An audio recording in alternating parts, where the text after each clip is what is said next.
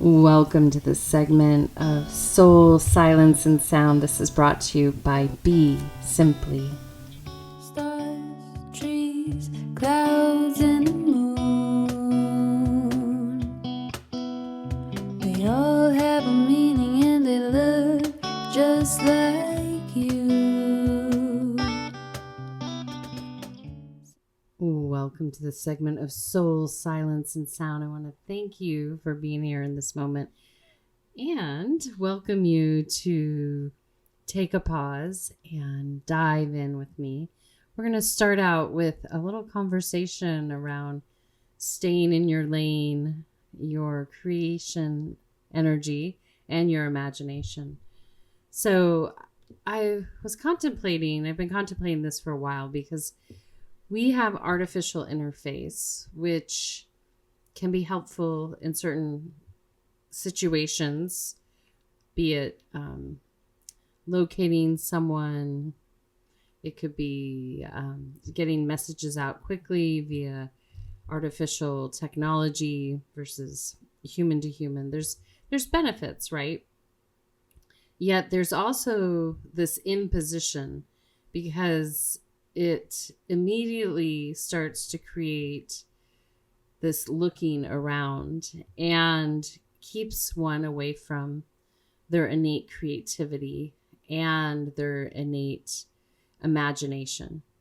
And so it's fascinating that we're at this juncture and really to contemplate what does it mean to stay in your lane. Because in a society where we're giving people a lot of information and we don't even really have a context of knowing if that information is well information, meaning it could be based on bad science, it can be based on manipulation, mind control, agendas, all these things. So if you step back and say, okay, if I want to govern my being, then you or I and anyone else listening would have to be willing to take responsibility for self.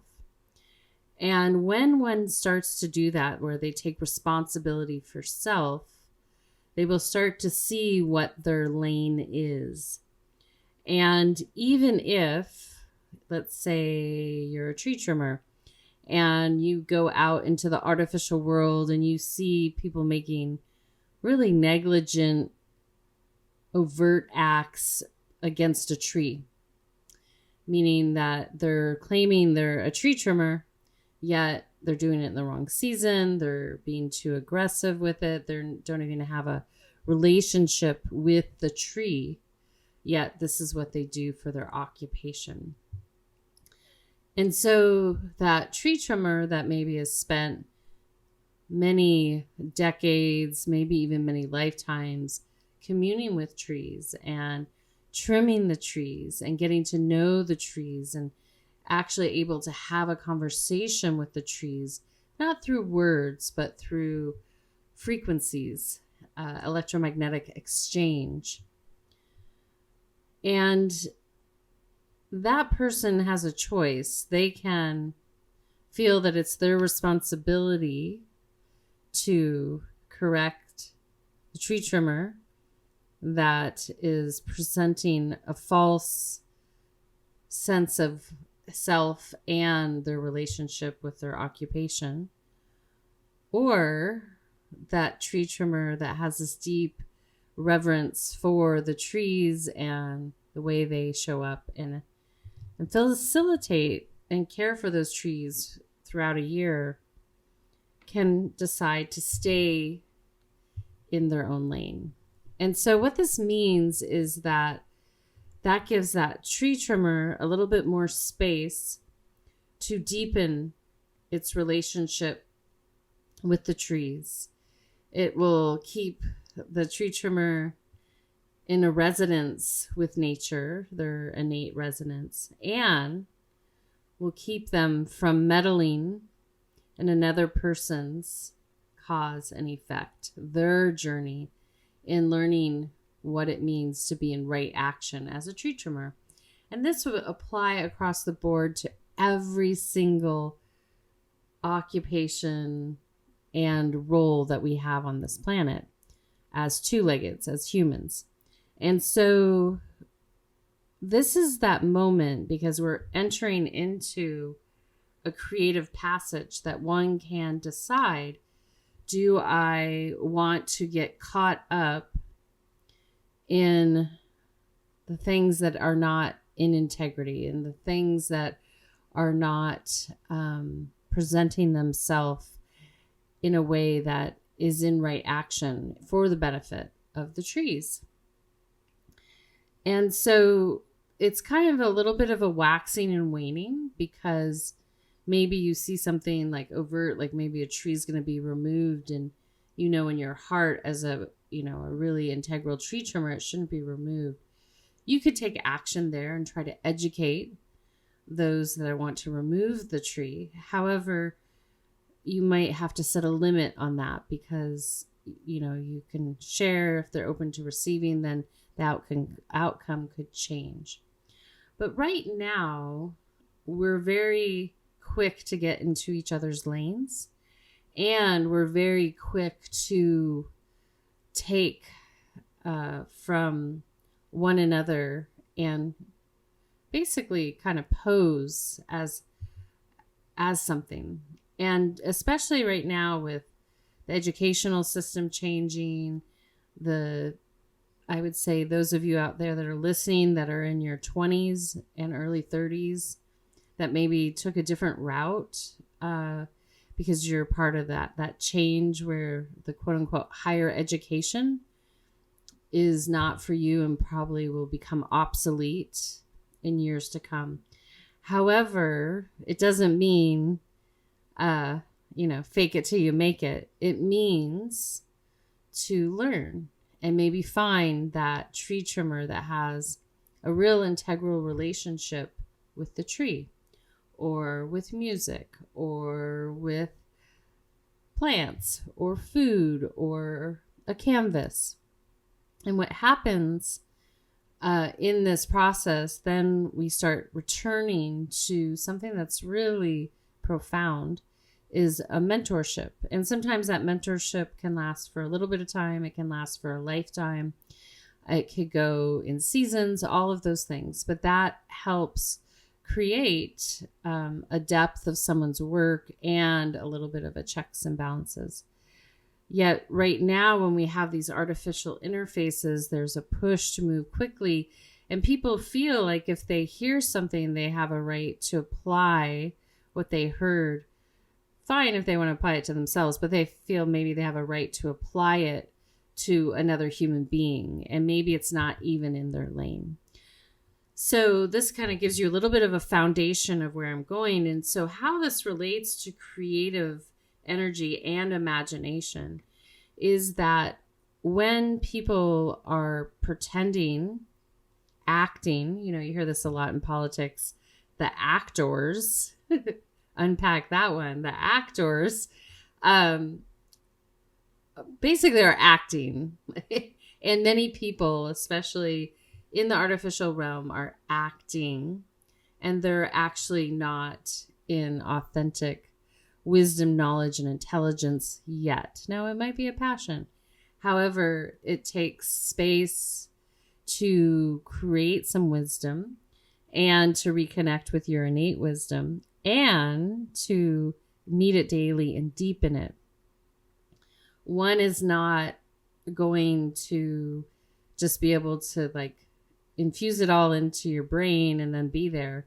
And even though some of that technology exists, it's very dangerous because it creates a disconnect between the soul and the physical temple. Like inserting, a new hard drive into an organic being is a big cosmic no-no.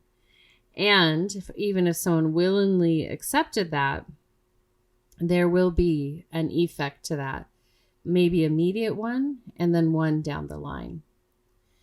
And so the reason that creative energy and imagination are so important is this helps with our whole ecosystem, meaning in this earth plane, Mother Nature relies on our imagination. And so if each and every one of you don't have a creative idea and you look over on someone else's desk to get the answer or get an idea, all you're doing is short-circuiting yourself, your friend or stranger, and Mother Nature and the cosmos, the divine.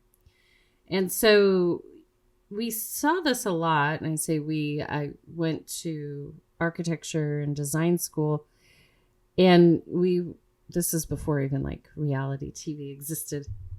There were a small group of us in one studio per grade, pretty competitive program to get in.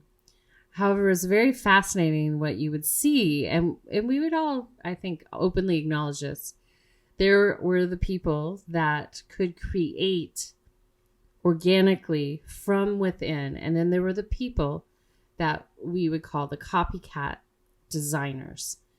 And that didn't matter. It could be the architect, the industrial designer, the interior architect, the landscape architect, didn't matter. But this existed across the board in, I would say, every studio. And so you might say, well, why is that? Well, part of it, I would say, is the individual that's the copycat is they have a disconnect from their innate intelligence, their soul.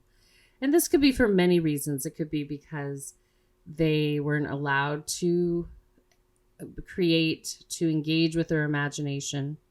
And it also can be because they're not self-aware. They don't have a sense of that, well, it wouldn't be appropriate to just copy my friend's idea or take this from a magazine or take this from something else. And this is really important because in literature, this would be called plagiarism. And again, back when I was in university, if you plagiarized, and this is when professors were very well read, this is when professors knew their subject matter and had an innate sense when something was plagiarized, yet they weren't using AI to identify this. The person plagiarizing could, and usually was, plagiarizing or cheating, expelled from the university. Now, right now in our society, we have so many distractions where people are like, oh, I don't know what to do. I'm going to go over here. This person has some content. I'm going to just take that. I'm going to go over here and do that. I'm going to go investigate what this competitor's doing over here. Instead of getting deep in it with yourself and saying, gosh, I do smoked barbecue meats and ribs and stuff like that. And maybe that's been invented a million times. But if you get deep in it with yourself, you're going to come to an original secret sauce for yourself and even transform how you present it to the world. And so I encourage you, because yes, there are some systems that are in place that are there, just like plants. There's sage. There's different kinds of sage out there, but there's sage. And then it's your choice how you want to interface with sage, right? Just like it's the tree trimmer's decision how they interface with the tree. They could look at it as just like a rock, or not a rock, but like a steel beam that they could just shape and not have any energetic exchange with. Or they could look at it like, wow, this is, and I can't even say steel because that's an element, but you know what I mean? Where it's something that just does not have a two-way exchange. So the reason it's going to become so important in this moment for you to get really clear about the lane that you are in, and that can have a breadth, like a rainbow of things that you offer, but your ability to create and your own unique imagination are going to be really important, so important for your contribution to the world around you. So if you're inspired and you want to dive a little bit deeper into your imagination and your creativity, this requires for you to stop looking on other people's pages literal pages and maybe in social media or web pages, if you're not going there sincerely to learn or hire them for a service or engage with the wisdom from an educational standpoint, for you to really, really get sincere that, hey, why don't I look from within? And this is another reason why it would be so important to have professors that are very well read or that have read many things so that they can sense if something's been written verbatim. And, you know, even though we've had more advanced societies before here, technologically speaking, they all seem to come to the same ruin because it's lacking this thing called integrity and one's willingness to stay in their own lane. And so the first step would be, am I willing to stay in my own lane? And then the second would be, am I willing to source from my own imagination, my own creativity, and see what happens? Now, the curious thing here I want to share is that, you know, we're going to be practicing some silent meditation momentarily, is when we go into silence and into creative exploration, we are two-way radio, so we are sending signals out. And it's possible that there's many people all over the world examining and exploring the same creative situation that you are. It could be even a scientist, thousands of scientists all striving to solve the same issue or find a solution for something that's needed to be responded to. And so what can happen in this moment when we're in our creative, imaginative space, as you're working on it, someone else's, they drop in, you drop in. And sure enough, maybe you just drop the ball. You don't want to proceed. You don't want to deepen. You don't want to take action on these ideas you have. Sure enough, because that's fed into the cosmic web, not the artificial web, the cosmic web, it will lay a seed and it'll grow somewhere, and someone that's ready will continue on. It's like passing on the baton in the quantum field. And down the road, you might see it and say, gosh, I had that idea. I had that thought, but it wasn't yours maybe to fully birth, but you helped with the creative field of energy that got it going. And this is why creative energy is important and the imagination's important. And what's even more important is that field is kept as pure as possible. And so if we go back to my studio days when people had no, well, some people, but people just didn't have a sense that it wasn't okay to, I guess they still don't. It wasn't okay to be like looking on someone else's page for the answers to a test or a design idea or a solution to a structural problem. They just felt like it didn't matter, you know. But each one of these steps in a creative process lead to something miraculous. And so when you go out in nature and you look at a beetle or a butterfly or a tree or a flower, the depth and complexity of it are amazing. And if you are a parent and even a mother and you created a child inside of you, that's like this miraculous because you know where it started and where the baby made it to and came into the world as a little human. So I encourage you all maybe to take a little bit more of a pause, especially for our brothers and sisters in the northern hemisphere. Even if you're at the equator or the southern hemisphere, I just really encourage you to take a moment and think about what is your lane, and are you willing to speak from it, create from it, imagine from it, and see where that takes you, almost with blinders on.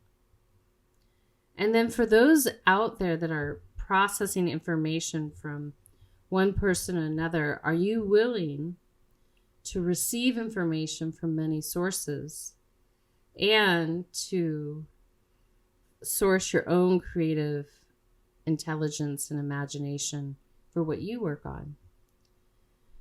This will vastly change our society as we move into this era of mastery. And it's not about, being in charge of the world, this era. It's about refinement and really having the focus and the discipline to stay with what you are focused on. And when you do that, you bring forth all this experience because you're diligently meeting that on a daily basis. And that experience then feeds into becoming that tree trimmer that has a deep relationship within their craft. So I just really encourage you, take a little bit more space this winter to observe where your relationship is with your creative energy and your imagination. And then from there, make a commitment. Are you willing to stay in your own lane within your area of focus? Doesn't mean that you don't have to use things from different parts depending. But that's like your Rolodex, kind of like when I was on the boards in the architecture field. I had a Rolodex of people and all, builders, electricians, mechanical engineers, a whole plethora.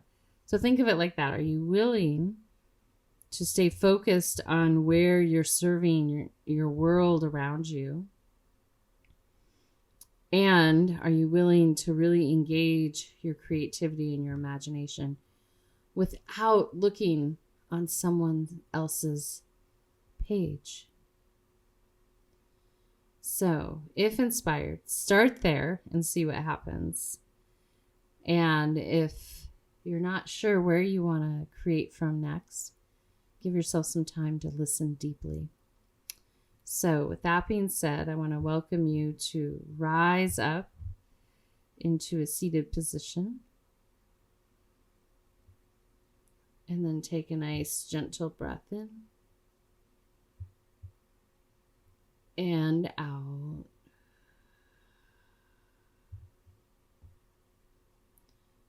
Again, inhale.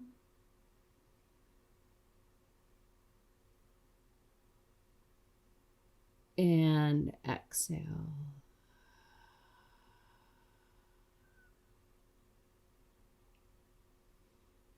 Good. Another one. Inhale. And exhale. And then gently just follow your natural breathing pattern. And if your mind gets distracted, just simply return it back to your breath.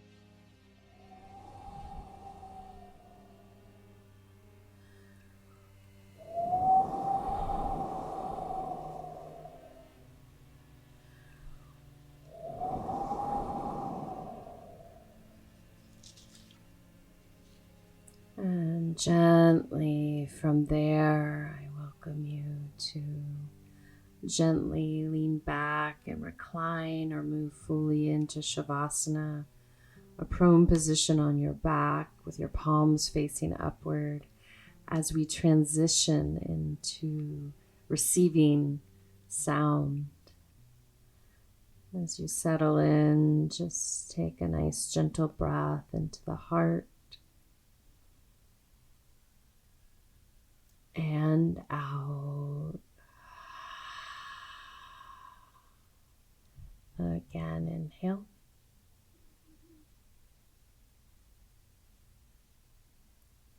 And exhale.